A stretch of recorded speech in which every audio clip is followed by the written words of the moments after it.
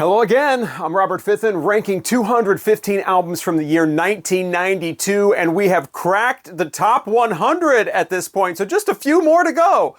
Well, 97 more to go, but relatively, that's a smaller number. 97 albums. You know what? Let's just get right to it. Melissa Etheridge gave us her third album called Never Enough in 1992, and this one is kind of one of those forgotten ones for her, I think. It's always in like the 50-cent dollar bin, and it just kind of sits there. It doesn't have the big hits that her first album has that really broke her through, like Similar Features and Bring Me Some Water and Like the Way I Do. It doesn't have the big hits on like the album from the following year where she kind of did a comeback with the Yes I Am album, and I think that's when she came out. And so that got her a lot of attention, and if people were, interested, made her music a lot more interesting, or at least the lyrics. And this is kind of like that in-between period.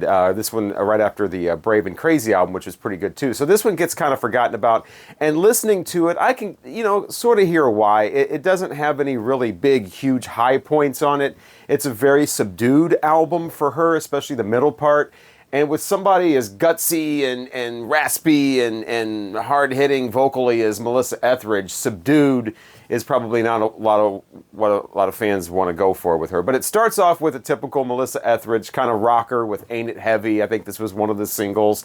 And it gets the job done. It's not anything that's going to, be blowing you away or make Melissa Etheridge your favorite singer if you've never heard it before. But it gets the job done as an opening track. And the problem with this album is, which is coming up a few times in these 1992 albums, is the second track.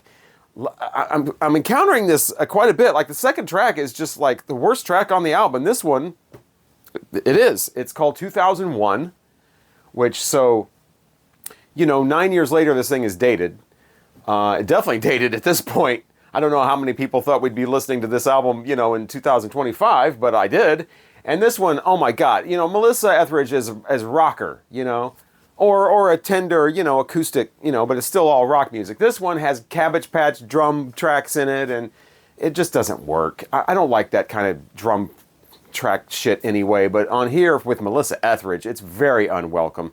And she's basically singing about, she's got some decent lyrics in here, but then she's basically singing about wanting to just kind of check out and wake her back up when it's 2001.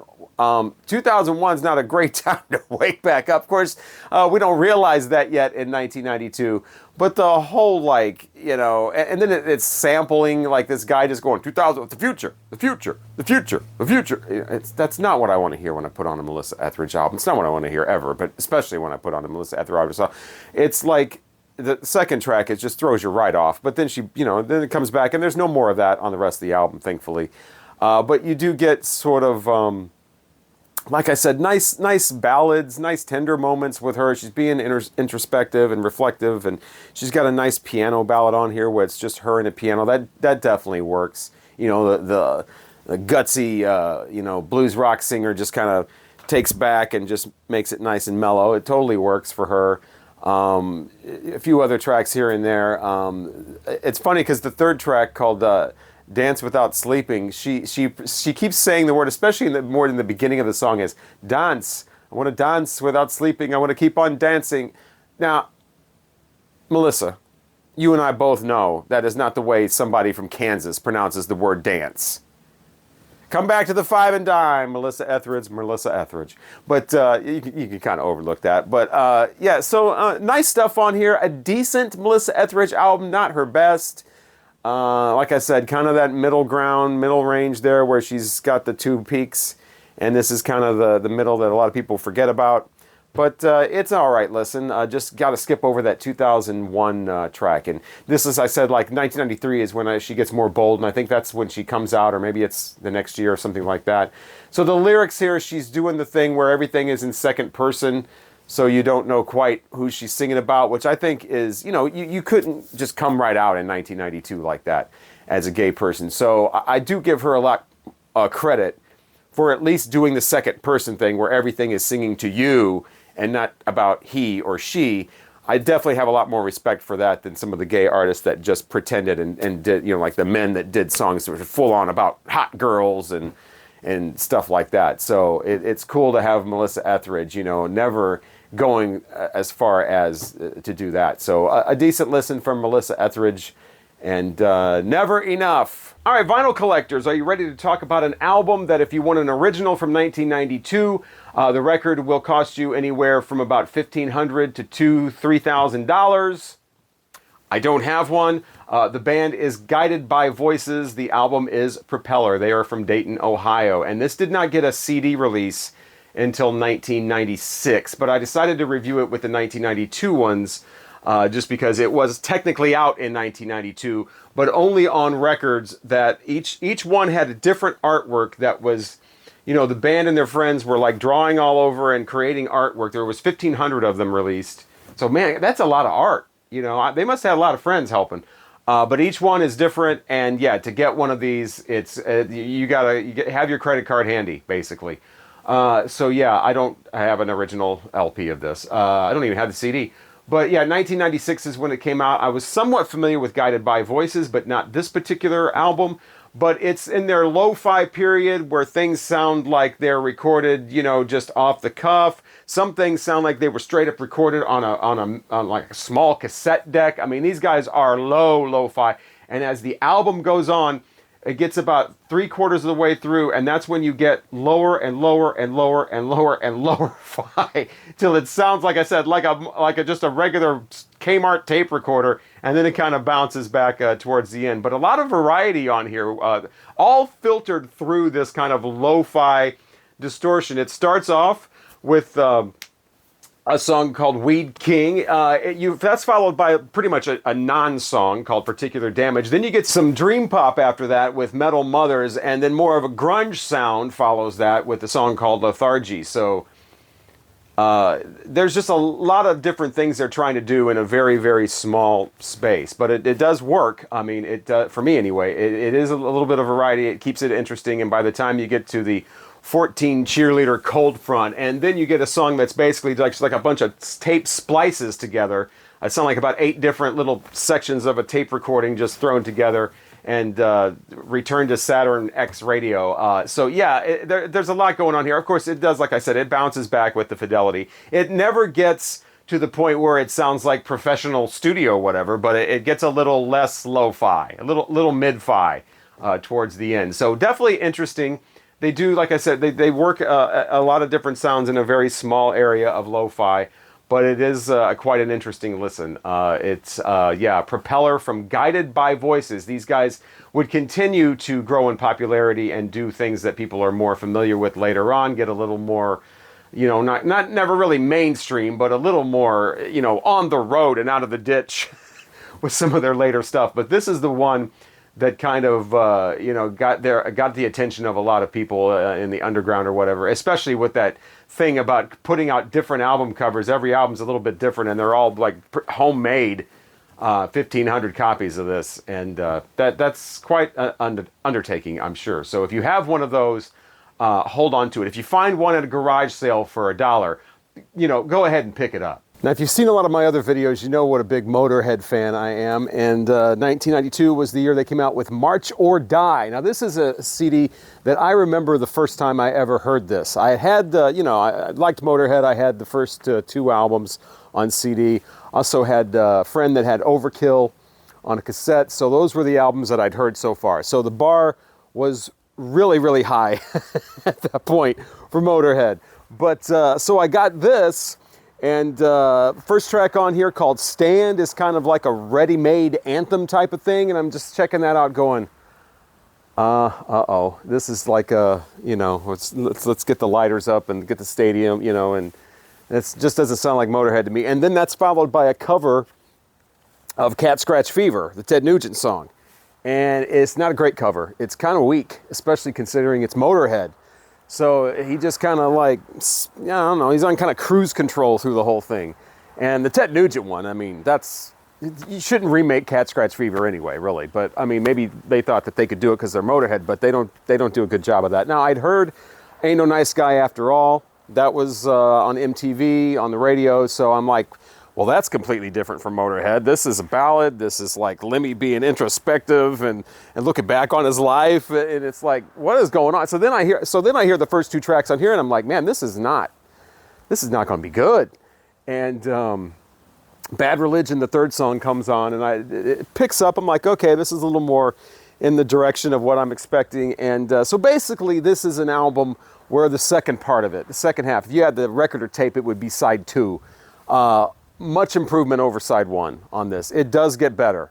It does get better. If you're starting this off and you're hearing Stand and then the Cat Scratch Fever cover, just keep in mind it is going to get better, especially with tracks like You Better Run, which features Slash. Of course, he's also featured on, Nice Guy. That he gets called Slasher by Lemmy. Ozzy's on Ain't No Nice Guy.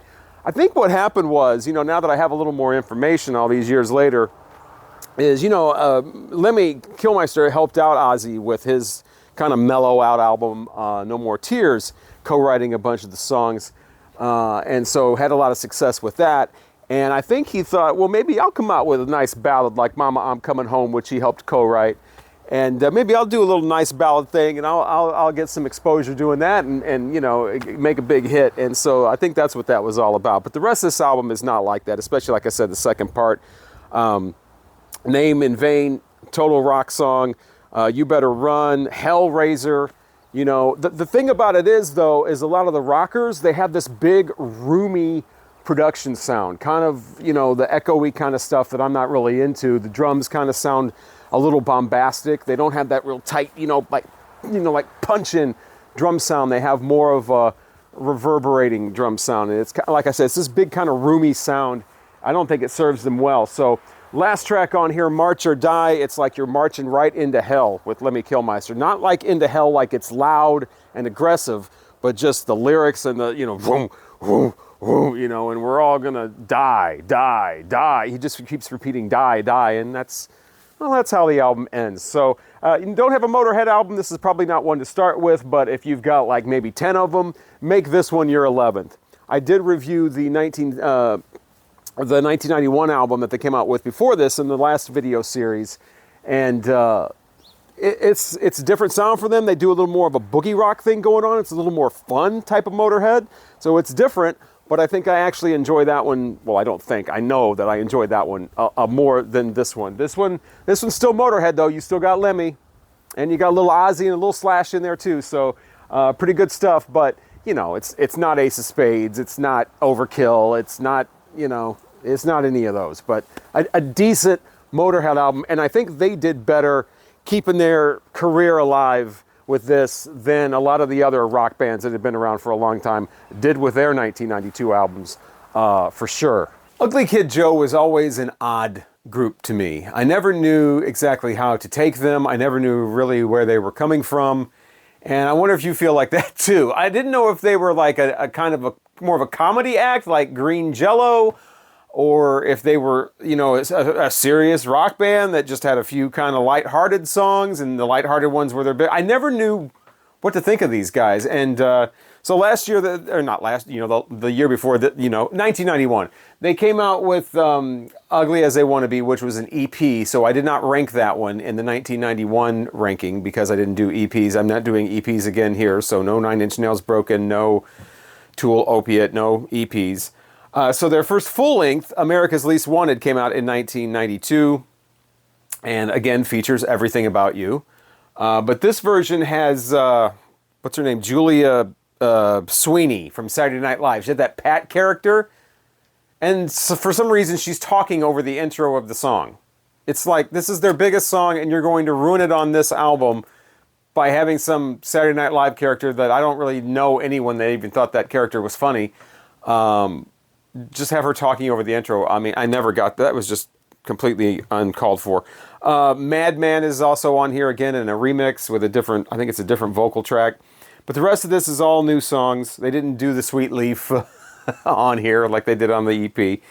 But Neighbor kicks this off, and it's kind of like a takeoff on Mr. Rogers' Neighborhood. It's a beautiful day in the neighborhood. Won't you be my fucking neighbor? That kind of thing. And then Goddamn Devil I always thought was hilarious. Kind of like a takeoff on the, satanic panic that was going on a few years before that. And, maybe like satanic metal and stuff like that. It actually features Rob Halford at the very end of it. Just saying one word, me. And then laughing. But I thought a great opening to this. And it's like, okay, Ugly Kid Joe, they're kind of, they're satirical. They kind of taking the piss. They're punching, back, they're kind of, doing their thing, being funny.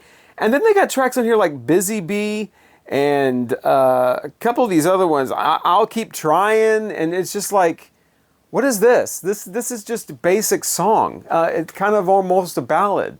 And then they do a cover, and this was actually a single of Harry Chapin's, the song that his wife wrote for him to say, hey, maybe you should spend more time with your kid, called Cats in the Cradle. Mammoth hit for Harry Chapin.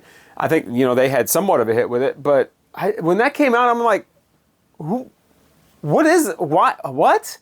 And so they were very confusing to me. I never knew quite how to take these guys. But I still like their fun stuff. I still like Everything About You. I liked that the first time I heard it. I thought it was funny. I thought they were kind of, kind of like making fun a little bit of the hair bands, the glam rock at the time. And that's yet another thing that kind of scooted those bands to the side as, bands like this. And like I was saying, Green Jello, bands like that were coming out and kind of, poking fun at them. And, yeah, but they've got like just basic songs on here that, I don't. So I can't really rank that. I like their fun stuff, but when they start getting like serious and just trying to do real tunes, guys, no. Stay in your lane, man. Great cover art on both this and the EP, and but yeah, it goes here in the ranking because it's just too much non-fun stuff on here. It's too. I don't know where they're coming from. I don't know what they're trying to accomplish, basically. So one big question in 1992 was, man, who the hell woke Kiss up? Revenge. This is definitely, to me, one of their better albums of the non-makeup years. It's certainly miles ahead of Hot in the Shade. I think that was the one before this. This is totally different, though. They are like stripped down, rocking out. The production on this is just stellar. This sounds phenomenal. Bob Ezrin back to producing Kiss. And some of the tracks, man, on here, they sound like they're in the room with you. I mean, this is just a really improved sound. And these guys sound like awakened and like energetic and just like full force. Like they've got something to prove again.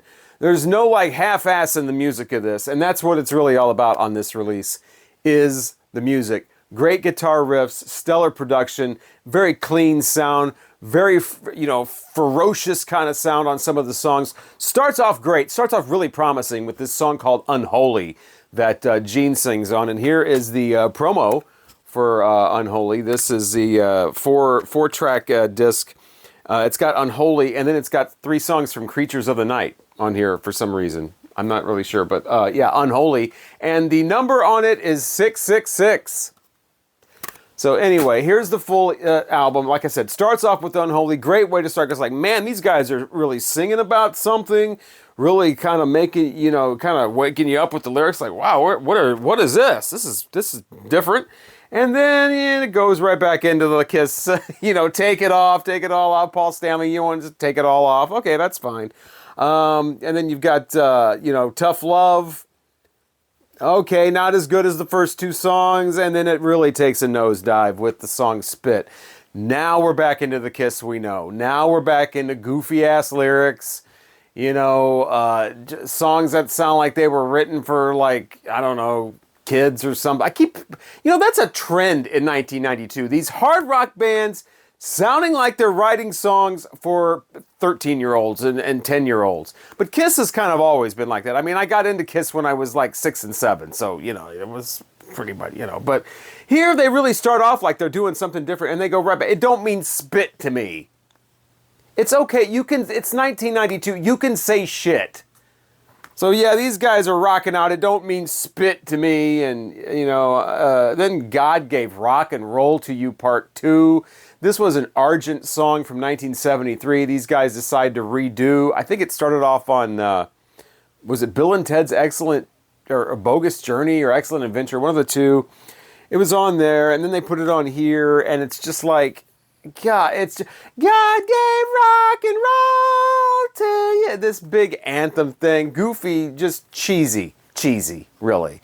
And then it ends you know how Paul Stanley was always doing that concert bantering on stage, you know, I believe in rock and roll. If you believe in rock and roll, vodka and orange juice, we're going to come down the stage and sing for you. You know, that he starts doing it on the end of this song.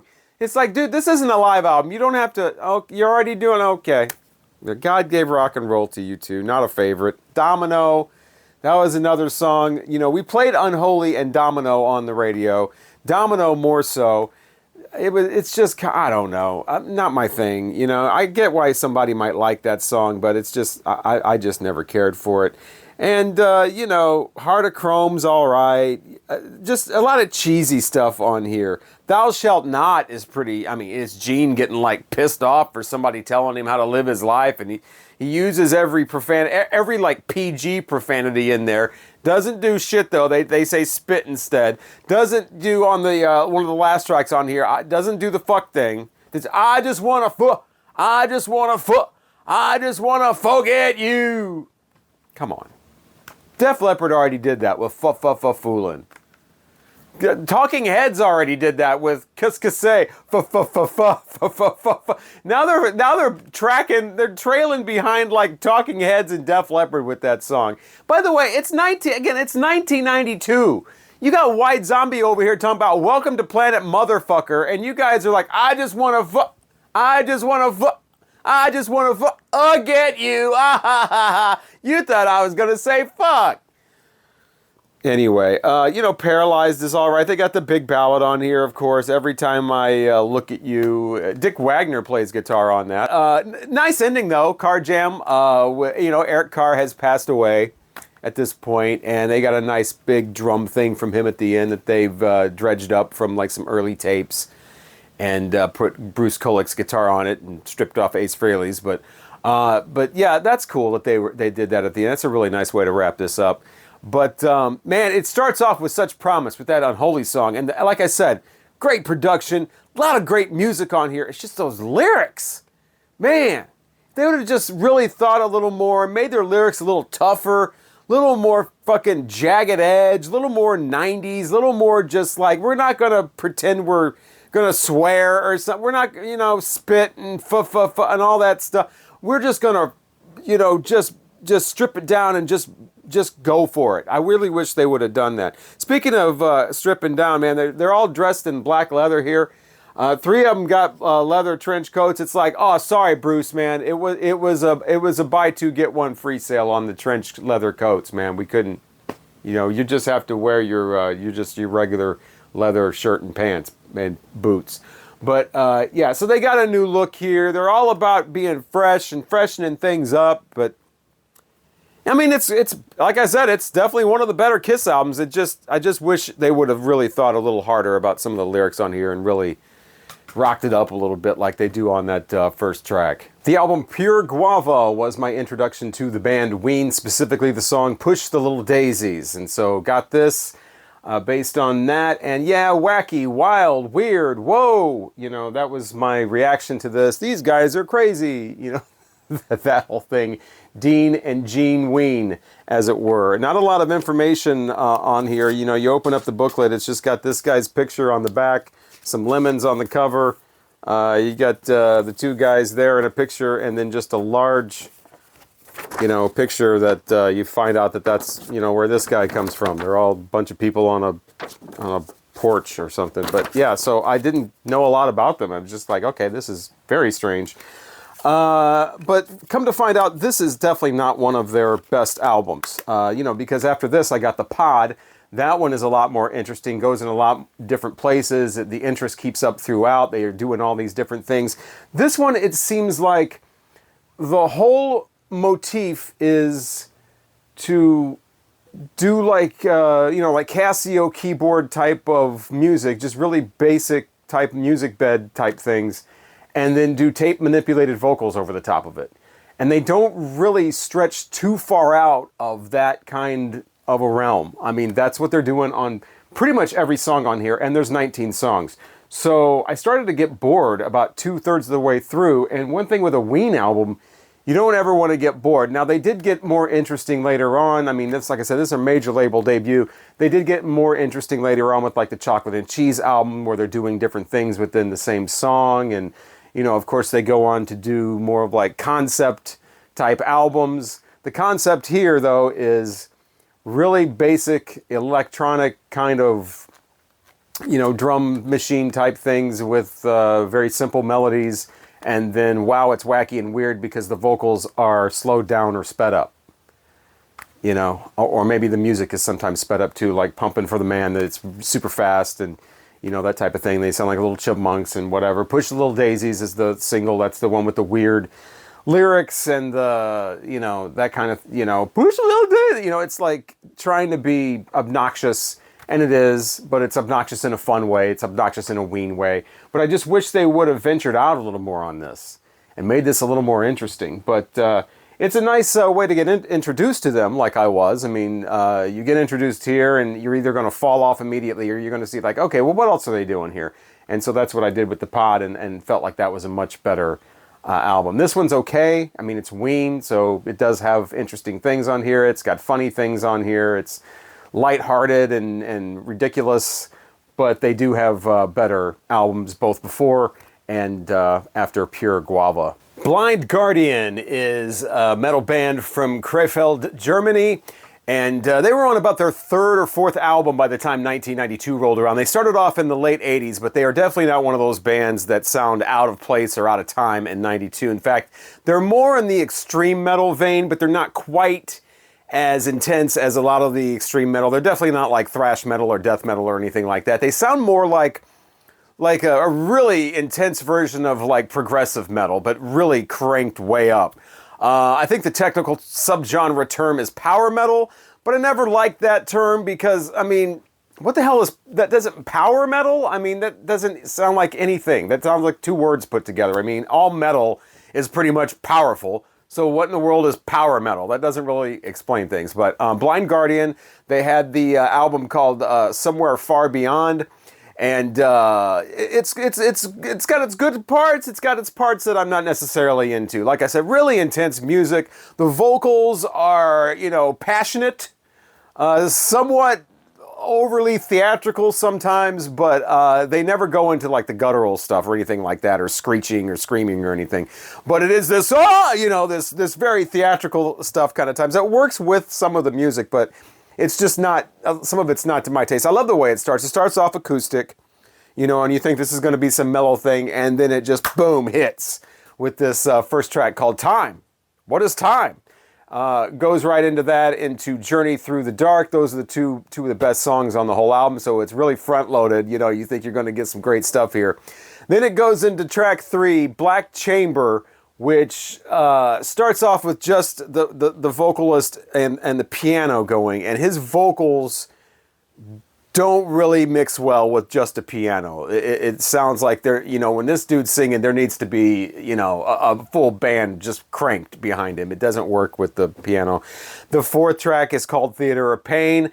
This is where we get these Olympic Games sounding synths coming in.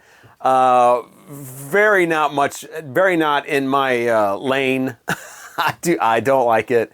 It's called Theater of Pain. I mean, whenever you see something called Theater of Pain, it's probably not going to be great. Yeah, you know what I'm saying? So this is another one of those cases. But the, you know, Ashes to Ashes is pretty good. That's a song that comes up later on. They get it back together again without the synths and the mellow piano, with the guy still trying to be all theatrical. It does go into this sort of you know, like we're at the Renaissance Festival. I'm not into that. You know, they got a song. They got two songs called the Bard's Song, and the first part is In the Forest, and the second part is called The Hobbit.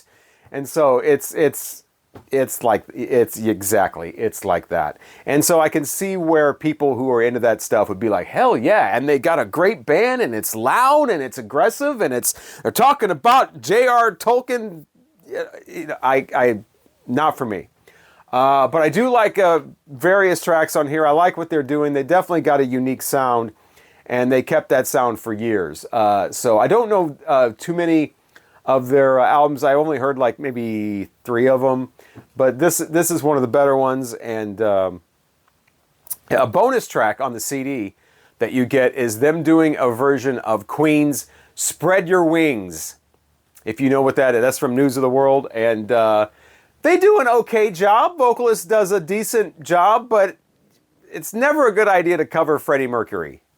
I mean, Freddie wins every time. It's not even going to be close, but if you've never heard the Queen version and you're just hearing this, you'd probably be like, oh, that's pretty good, you know?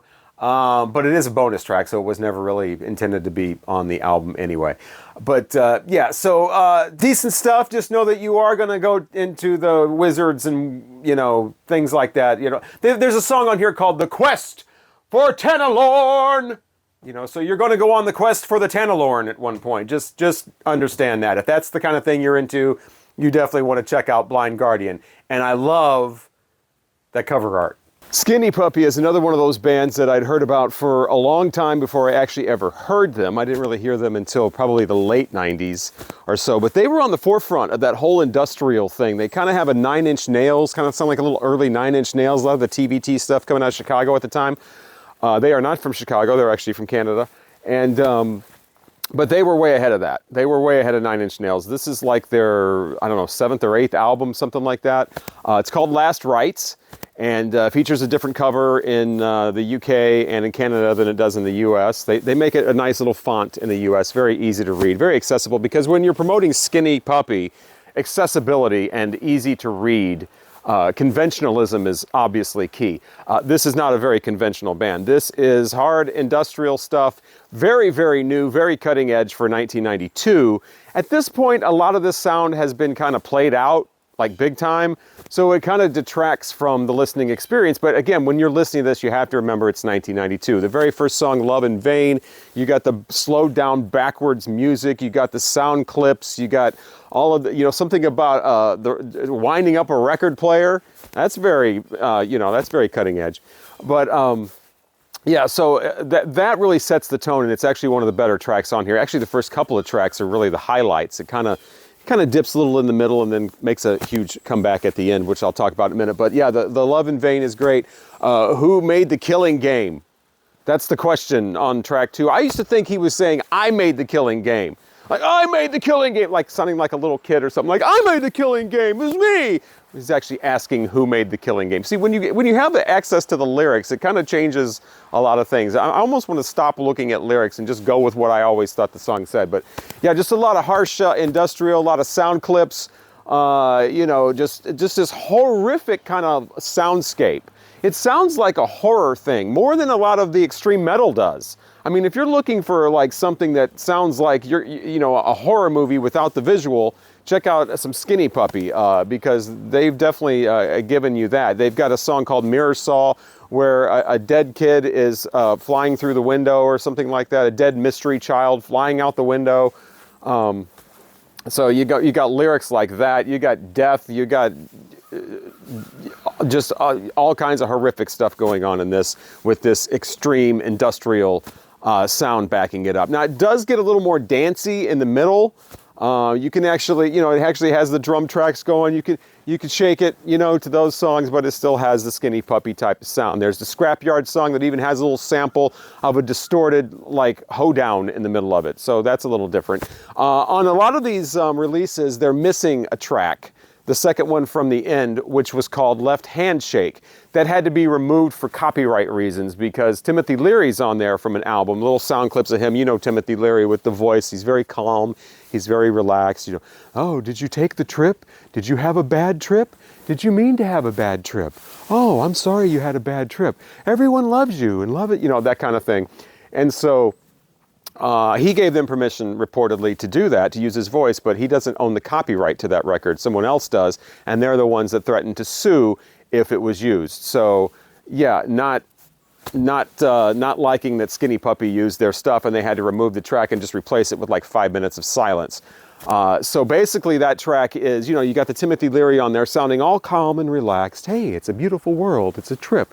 Tune in, drop out, turn on, whatever. And then you've got the lead vocalist just screaming at him like from what I understand, the lead vocalist was in the pits of heroin addiction and the making of this, and is screaming at Timothy Leary. Timothy Leary just responding, because it's from a recording, just very calm, very serene, you know, hey, man. So it actually makes for somewhat of a humorous listen. I don't think that was the intent, but there you go. And then the final track, Download, is just noise, which again, at the time, hearing all these kind of clips in this radical, just extreme noise, probably was cutting edge. You know, you hadn't heard anything like that before. Now we've heard computers glitch out, so we've heard all this before, probably in the office, you know, and so it's something you probably just don't even want to bother with, really. But a lot of ingenuity here. Again, it's from the time. It's from the time. This stuff has been way played out at this point. But at that time, this was pretty cutting edge kind of material. So maybe you want to check it out for a little nostalgia, see where the origins of this kind of thing come from, or just want to hear something horrific from the past, like watching an old horror movie. Check out Skinny Puppy, Last Rites. Well, if you watched and remembered my last series all about 1991, you know that Ned's Atomic Dustbin ranked fairly high on that list with their album Godfather. Their follow-up was Are You Normal? And this one is, it's okay. It's not quite as good as Godfather. They do expand their musical palette a little bit. They kind of shift away from the Manchester sound somewhat and deliver a bunch of decent songs, I would say. The first one especially, Suave and Suffocated, with its opening line, I waste nobody's time but my own. It's my time to waste, so let it go. My childhood inspection is my record collection. And sometimes I need to feel grown. I mean, that got my attention right away. Unfortunately, the rest of the album, a lot of it is not quite that interesting, but there are some nice harmonies on here. Walking Through Syrup is the second song, and that's where those pop out, and those occasionally pop up. Really nice harmonies on here that I think Godfather doesn't have a lot of. But the issue with this one is a lot of the songs, especially towards the middle, start to sound very similar. Once you've adapted yourself to their kind of new sound, you know, like I said, getting away from the Manchester thing with the particular drum sound of that, and getting more into a conventional kind of pop rock kind of thing, you know, it's like, okay, and then you get to like track 4, 5, 6, 7, 8, and you're like, okay, there's a lot of this is very similar. The big single off of this was Not Sleeping Around. And that's, you know, it's okay. I think there's better tracks on here that could have been a single, although that one was fairly successful. Wasn't around for very long. Certainly not like the two big ones off of Godfather. But, yeah, Are You Normal is very normal, actually. It's, you know, it doesn't branch out into too many wild places. There's a nice little segue type song on there called Fracture. That's kind of interesting with some nice atmosphere on there. But mostly this is your basic rock pop stuff from the early 90s from an English band. Of course, always love the lead singer's vocal style. As soon as you hear him, you know it's Ned's Atomic Dustbin. And so a decent album, but I still like the other one more. They had a few more that followed this that I'm not familiar with at all. But it's definitely been quite a long time since I've heard this one. So glad to get reacquainted with this, especially that opening track, that first track's opening line. And yeah, a decent listen overall. If you like the Godfather album, check this one out. Are You Normal from Ned's Atomic Dustbin. Here's a question. Do you remember the group Overwhelming Colorfast? Now there's one that I had definitely not heard probably since 1992-93. They have only a couple albums out in the 90s, maybe 3. Band from the San Francisco area, and their debut, just called Overwhelming Colorfast, produced by Butch Vig. So, I mean, he was in his prime, he was in demand, and somehow this band landed him at the same time he was producing L7 and Sonic Youth, and the next year he would produce, you know, the Siamese Dream from Smashing Pumpkins. So he was working with the big acts, and of course, you know, Nirvana the year before. But, so yeah, Overwhelming Colorfast, these guys, a decent alternative rock sound for 1992. They basically fit, you know, right in there for whatever reason. They just kind of flew under the radar and never really made it big or anything. I don't think they had any big singles or anything like that, but the CD itself is a decent listen. It's got the kind of layered bed of guitars, you know, that kind of sound going on with some nice riffs that jump out every once in a while, especially in songs like Fearless and Come Down, nice guitar riffs, and that the album closes with an instrumental It just keeps repeating the same one over again. You'll be bopping your head along to a song called Yap, which ironically has no words. It's called Yap. But yeah, you know, great stuff on here. Not very, you know, it's kind of nonchalant. It doesn't really reach out and grab you, but it doesn't annoy you either. It's kind of in the mid-level there. That's why it's here in the rankings. And, you know, I keep kind of describing a lot of these albums the same way because that's what they are. They're not going to blow you away, but they're not going to be like, oh my God, what is this? Shut it off. And Overwhelming Colorfast definitely fits into that. The vocals lay nicely with the music. It doesn't sound like he's trying too hard. It's not the Yarling type thing that was going to be getting popular in a couple of years. So that's great. Kind of has a pop feel to it more than something as hard as like L7 or Nirvana. A little more upbeat, a little more poppy going on. The lyrics, though, are that kind of, you know, the kind of thing you have to kind of read some things into. There are some where it's pretty obvious what's going on, like the song Loser. He's got a loser at his door. What's he going to do? I got this loser at my door. You know, we've all been there. Unless you're in an apartment inside. Maybe you don't have losers coming at your door then. Lucky you. But yeah, so you got a loser at the door. They do a cover of the Beatles. They cover She Said, She Said. And they don't try to be psychedelic with it or you know, put their own spin on it. It's just a really kind of right down the middle of the alternative rock road for 1992, you know, and I think a song like that with the guitar, you know, fits right in with what they're doing anyway. So it's nice, you know, it's not the Beatles version, obviously. That's, you know, classic of all time, superior, but they don't ruin it. I'll put it that way. They don't ruin the song. If you watch my channel a lot, you know I'm not a big fan of cover songs, but at least they kind of do, you know, kind of their own thing on it, but it doesn't take away from the original. Just, again, just makes me want to hear the original, basically. But yeah, Overwhelming Colorfast. If you like the Butch Vig sound of 1992, but not something quite as hard or aggressive, just something that is a decent listen, you might want to check these guys out, and if you've forgotten all about these guys, maybe give them a revisit. So number 88 seems like a nice number to end things on. Nice round number. I mean, it's a very round number. So yeah, let's do that with this particular part of ranking 215 albums from the year 1992.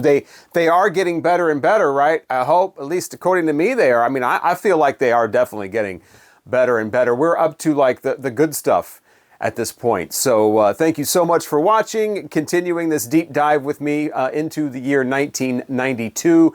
And as I mentioned in my previous video, probably going to do 1983 next, but there are going to be other videos before that happens. I have to have time to listen to all the albums, and I've got some vinyl records that I've picked up recently that I'd like to share with you. Also got some special videos about different topics coming up, so that's all going to be before that. I appreciate you watching all or any of it. Definitely every single person watching this, especially the people who take the time to leave some great comments along the way and we get the interaction going. That's really what it's all about. And the fun of going back and listening to 215 albums from the year 1992. Thank you again. Hopefully I'll talk to you again soon. I'm Robert Fithen.